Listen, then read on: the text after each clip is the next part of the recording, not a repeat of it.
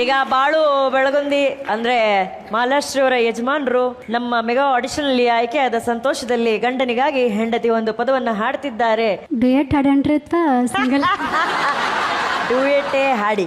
ಕೆಂಪನ ಗಲ್ಲದ ಪೋರಿ ಹೊಳ್ಳಿ ನೋಡ ಬ್ಯಾಡ ನನ್ನ ಮಾರಿ, ಏ ಕೆಂಪನ ಗಲ್ಲದ ಪೋರಿ ಹೊಳ್ಳಿ ನೋಡ ಬ್ಯಾಡ ನನ್ನ ಮಾರಿ, ನಾ ಮೈ ಮರೆತು ಕುಂತಾಗ ನೀ ನಗ ಬ್ಯಾಡ ನನ್ನ ನೋಡಿ.